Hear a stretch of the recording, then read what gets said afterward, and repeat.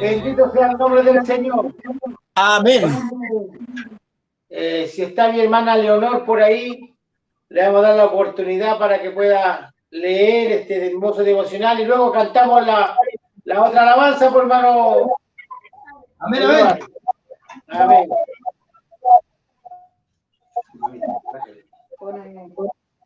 ¿Ya? Ya. ¿Se escucha? ¿Se escucha? Amén. Apague los micrófonos. Espera. Apague los micrófonos.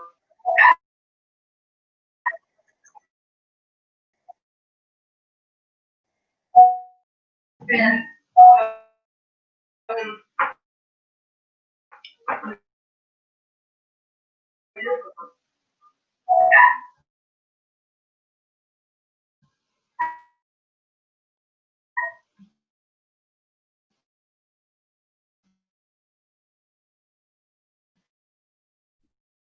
Ya.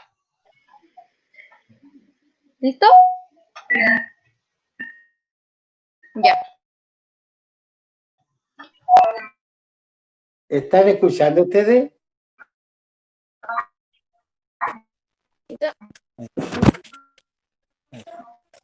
Ya. ¿Ahora sí? Ahora sí. Ahora sí. Ya. Hermana, el salmo del día de hoy se encuentra en Salmos capítulo 41, versículo 1 y 2. Amén. Ya. Acá dice: bienaventurado el que piensa en el pobre. En el día malo lo librará Jehová.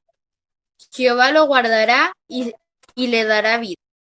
Será bienaventurado en la tierra y no lo entregará a la voluntad de sus enemigos. Ya. Amén. A mis hermanos, lo que acá el Señor nos está queriendo decir es que, se los voy a dar con ejemplo. Muchas veces todos hemos tenido amigos, conocidos, que la están pasando mal y nosotros a lo mejor no los ayudamos. Pero hay veces que nosotros, sin darnos cuenta, el Señor nos usa y les hablamos, así sin darnos cuenta. Y acá dice que al momento en el que nosotros estamos haciendo eso, lo estamos ayudando a la persona que a lo mejor está enferma. Él acá nos hizo una promesa, que Él a nosotros nos va a librar de todo lo malo, nos dará vida y nos dará salud, y también va a resguardar a la persona en que nosotros en ese momento la ayudamos. Eso me dio a entender este hermoso versículo. Amén, hermano. Amén. Dios le bendiga, hermana Leonor. Amén. Hermosa exhortación. Amén. Tiene razón en eso que está diciendo, que Dios nos da la oportunidad de ayudar a los menesterosos, a los pobres. En el día malo, el Señor los va a librar. Así que con alegría, con gozo, vamos a cantar, hermano Eduardo. Dios le bendiga. Amén. 1, 2, 3.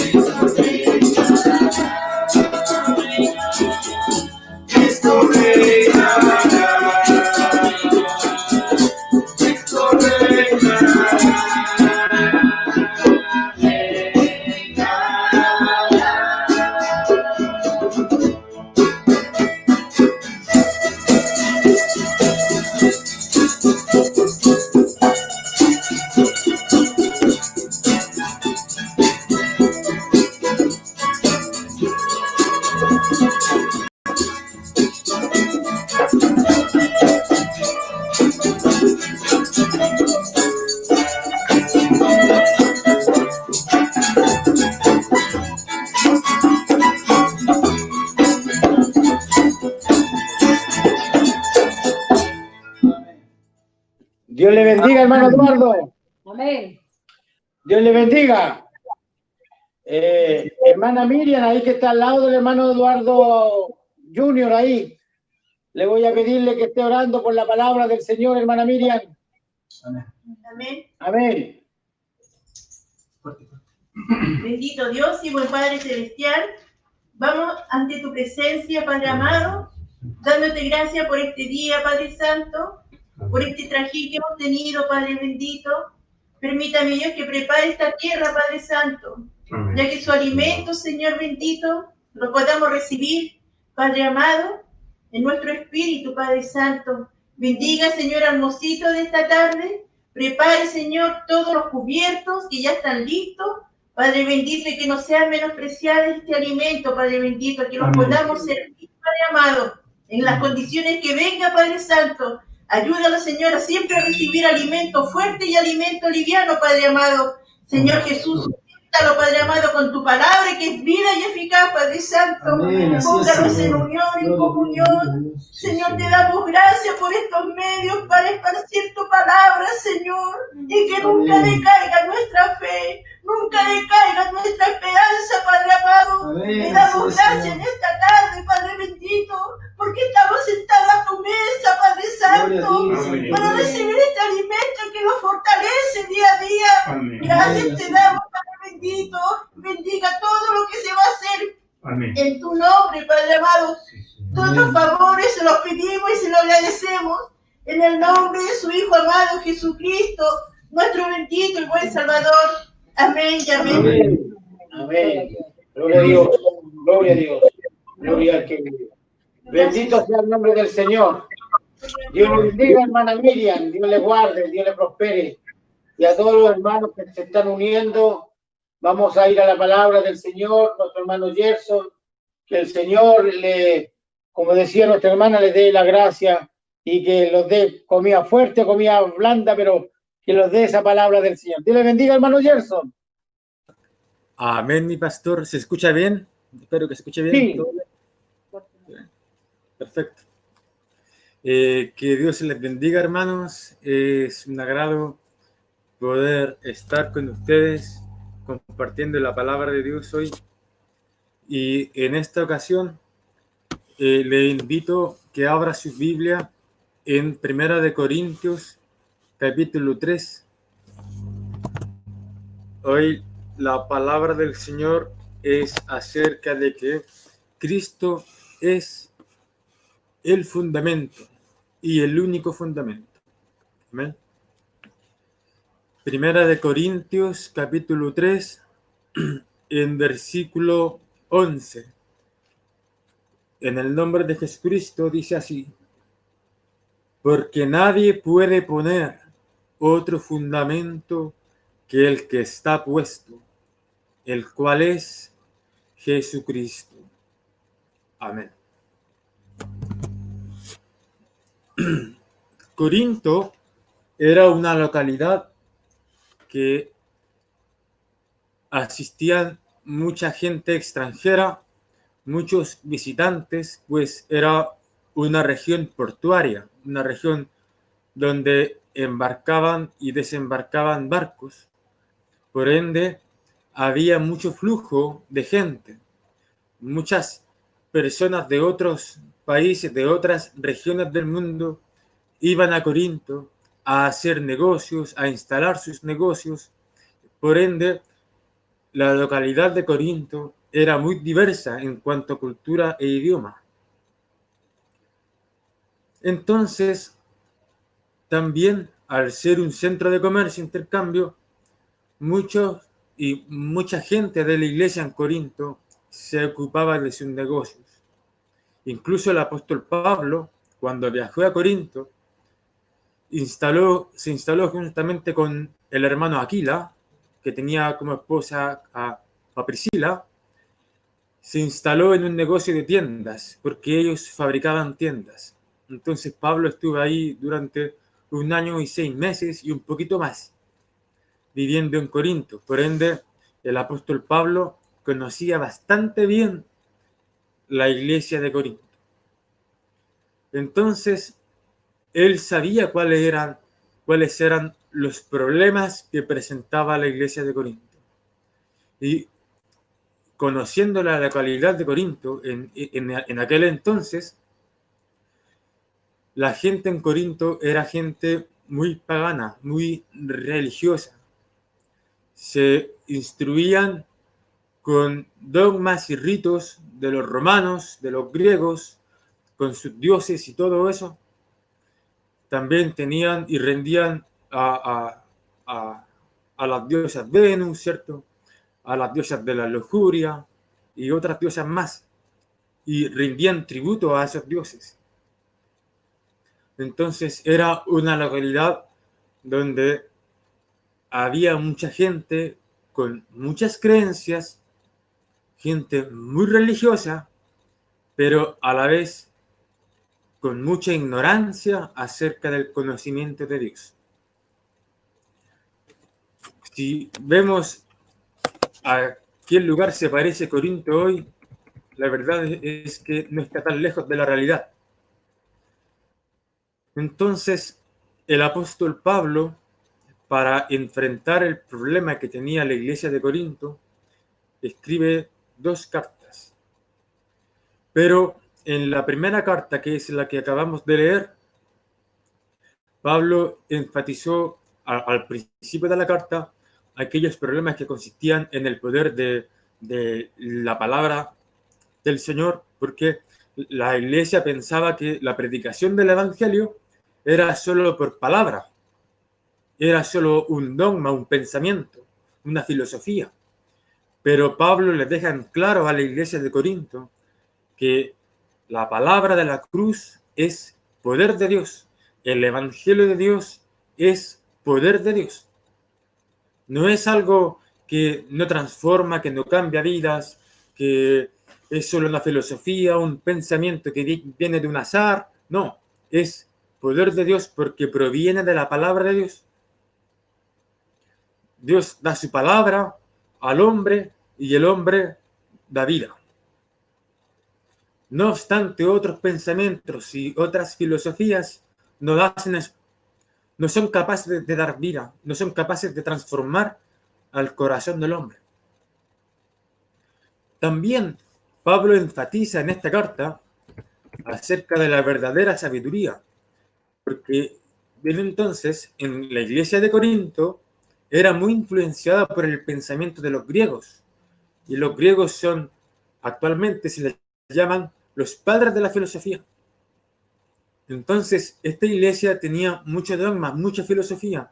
Los filósofos en ese tiempo se levantaban en las plazas, en las sinagogas, en los parques, y alzaban la voz y hablaban acerca de su filosofía y debatían los pensamientos en las plazas públicas. Entonces, el apóstol Pablo, cuando fue a la iglesia de Corinto, estuvo predicando en las sinagogas, porque era el primer lugar donde le iban a acoger con el Evangelio de Cristo. Entonces Pablo habla acerca de la verdadera sabiduría, aquella sabiduría que viene de lo alto, de Dios, no aquella sabiduría mundana del diablo, que es diabólica. ¿Pero por qué es diabólica? Porque no da vida, sino que da muerte. Entonces Pablo predica aquella sabiduría que proviene de Dios, la cual a nosotros nos puede dar vida mediante el conocimiento de la palabra de Dios. Entonces Pablo enfatiza que nuestra fe debe estar basada en el Evangelio de Dios, en el poder de Dios y en la demostración del Espíritu Santo en nuestras vidas. Ahí debe estar basada nuestra fe. Pero luego, eso Pablo lo explica en el capítulo 1 y capítulo 2, para introducir. Pero ahora en el capítulo 3, Pablo se enfrenta a la temática de que la iglesia estaba dividida en sus pensamientos. Pues, como les decía al principio, que la iglesia de Corinto venía mucha gente extranjera, muchas de estas personas también eran cristianos, pero estos cristianos tenían influencias de otros predicadores, como Apolos, como Cefas, ¿cierto? Y de otros apóstoles. Entonces, al llegar a la localidad de Corinto, muchos de estos cristianos discutían con otros hermanos diciendo que Apolos es mejor que Cefas es mejor que Apolos. Entonces existía una división dentro de la iglesia en Corinto. Entonces Pablo va a la iglesia de Corinto en el capítulo 3, si vemos al principio. Pablo dice que va a ellos como a carnales, no como a espirituales, porque la iglesia de Corinto pensaba como carnal. Decía que había que seguir al hombre y no a Cristo. Entonces Pablo va a ellos como a carnal. Porque aún sois carnales, pues habiendo entre vosotros celos, contiendas y disensiones, no sois carnales y andáis como hombres. Así dice en el versículo 3. Entonces Pablo dice, porque ustedes dicen que siguen a Cefas, que siguen a Apolos, pero nosotros somos solo quienes estamos haciendo la siembra o regadores, pero nosotros no somos los que dan el crecimiento, porque el crecimiento el único que lo hace y el único que lo puede hacer es Cristo, el único, mediante su Espíritu Santo. Entonces Pablo dice, yo planté, Apolos regó, pero el crecimiento, que es lo más importante, lo da Dios, lo da Cristo. Entonces quiero enfatizar que ni el que planta ni el que riega tiene importancia dentro de la iglesia. sino el único que tiene importancia es el fiel y verdadero, que es Cristo, que es quien nos da el crecimiento a nosotros. Entendiendo esto, ahora Pablo le dice a la iglesia de Corinto que solo hay un fundamento. Y ese fundamento es Cristo mismo. Pablo dice que el fundamento no es Él. Pablo incluso antes se denomina a sí mismo como un arquitecto, pues él fue quien puso el fundamento a la iglesia. Él fue quien divulgó el evangelio a la iglesia y le puso un fundamento a la iglesia de Corinto para que en base a la predicación de Pablo pudiese edificar. Entonces, Pablo le dice a la iglesia que debe asentar la base y la base debe ser Cristo. Y conforme a esta base, uno comienza a construir. Sin base, el arquitecto está de más. Sin base, el que construye está de más. Porque una construcción sin fundamento es una construcción débil. Es una construcción que va a la pérdida. Mientras que una construcción que tiene fundamento, y le ponemos cemento, ¿cierto? Que le ponemos mezcla, es una construcción fuerte, es firme. Entonces cualquier terremoto, cualquier viento, cualquier cosa, no se va a mover el fundamento ni las bases del fundamento. Asimismo, Cristo en nuestras vidas. Sin Cristo, aunque fuésemos lo que fuésemos, aunque tuviésemos una mansión en la tierra, no sirve para nada, porque la verdadera importancia está en el fundamento. El fundamento es el que le da el valor a la construcción. Sin el fundamento, una casa se derriba fácilmente. Entendiendo que Cristo es el fundamento, hermanos, ahora debemos poner nuestra parte. Si Cristo es el fundamento y el único fundamento que nos garantiza que nuestra construcción va a permanecer hasta el final, entonces pensemos con qué material vamos a construir.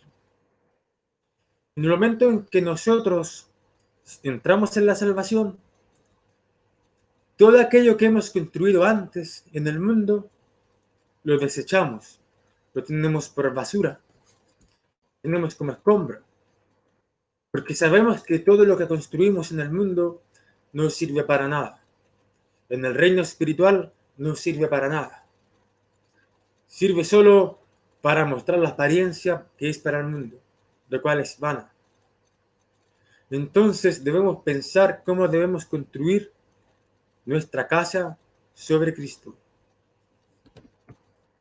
Al igual que con cualquier proyecto de construcción, tenemos la posibilidad de elegir qué material. Y Pablo aquí dice, con oro, con plata, con piedra preciosa, ¿cierto? Con madera, con heno, con hojarasca, como uno quiera.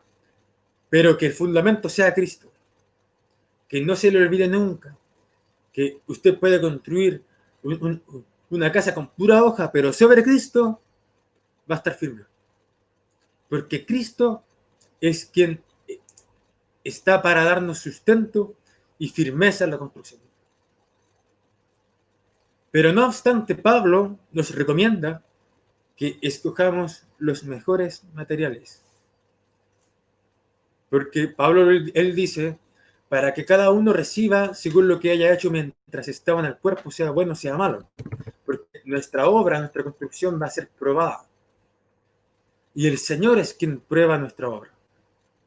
Por ende, Pablo nos recomienda que si nosotros construimos con un buen material, nos esforzamos en el camino, nos esforzamos en la salvación, nada nos va a hacer mal.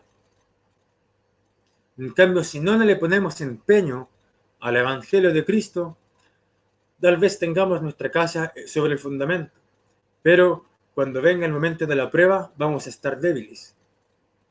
Por eso Pablo recomienda que construyamos con el mejor material.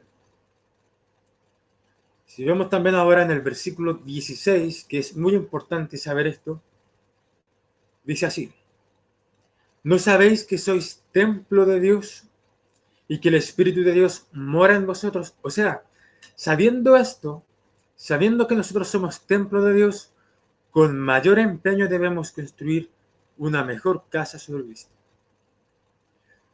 Aún, Pablo dice, si alguno destruyera el templo de Dios, o sea, si alguien nos hiciera algo, Dios le destruirá a él, porque el templo de Dios, el cual sois vosotros, santo es. O sea, por el mero hecho de que nosotros estamos en el fundamento que es Cristo, nosotros recibimos de su santidad y nos podemos presentar en santidad al Señor, presentarnos al Señor y decirle: ¿sabes qué, Señor? No sé cómo construir esta casa, así que prefiero que tú seas el arquitecto. Entonces, en Él tenemos la santidad, pues somos de Él, somos su templo. Y podemos acercarnos confiadamente para que nos diga cómo construir mejor. Entonces, hermanos, con tanto en juego, porque la salvación es algo que nosotros debemos ponerle empeño. Debemos trabajar por la salvación también. Claro, nosotros hemos creído, somos salvos en el Señor, pero debemos trabajar en la salvación. La salvación no es algo de un momento, sino es algo que es continuo, es algo que se trabaja, que se obra, hasta que aquel día el Señor se presente en los cielos, ¿cierto?, para venir a buscarnos. Entonces, con todo esto, debemos tener como meta establecer en nuestra vida el fundamento de Cristo, el fundamento de nuestra fe en Él, el fundamento y el conocimiento de aquel Cristo que murió y que resucitó y que ahora nos ha dado vida con su palabra. O sea, con el evangelio suyo, con el evangelio que Él nos ha dado y entregado, nos ha dado vida y nos ha dado las herramientas para poder construir sobre ese fundamento. Una verificación de fe se mantendrá firme en esta vida y será digna de recompensa para la próxima. Por eso debemos ponerle empeño. Y finalmente, hermanos, para finalizar este mensaje, dice así en el versículo 18: nadie se engaña a sí mismo. Si alguno entre vosotros se cree sabio en este siglo, hágase ignorante, para que llegue a ser sabio. Cuando nosotros estamos en Cristo, debemos dejar que Él nos enseñe a nosotros y no nos hagamos sabios. No seamos sabios en nuestra propia opinión, ni nos afirmemos solo en nuestro pensamiento, porque hay mucha gente que construye sin instrucción de un maestro y construye mal. Le queda choca la construcción. Por eso no nos hagamos sabios. ¿Por qué razón? Porque la sabiduría de este mundo es insensatez para con Dios, pues escrito está: Él prende a los sabios en la astucia de ellos. Así dice Pablo en el versículo 19. Y otra vez también lo dice: el Señor conoce los pensamientos de los sabios que son vanos. Entonces, sabiendo que Dios es más inteligente que nosotros, consultémosle a Él cómo construir. No nos afirmemos en nuestra sabiduría. Así que, como conclusión, aquí dice la palabra: así que ninguno se gloríe en los hombres, porque todo es vuestro. No se gloríe que usted siga a tal persona, a tal pensamiento, a tal filosofía. No se gloríe de eso, hermano. Gloríese en el Señor. Gloríese en Cristo. Porque en Cristo tenemos todo. Sea Pablo, sea Apolo, sea Cefas, sea cualquier predicador, sea el mundo, sea la vida, sea la muerte, sea lo presente, sea lo porvenir, todo es vuestro, y vosotros de Cristo, y Cristo de Dios. Amén, hermanos. Que Dios les bendiga, Amén. que cada día podamos ser instruidos por su palabra, que tengamos siempre en mente que este camino no lo podemos solos, sino solo con la compañía del Espíritu Santo. Amén. Sí, No Señor. seamos necios, no seamos arrogantes o egoístas con Dios.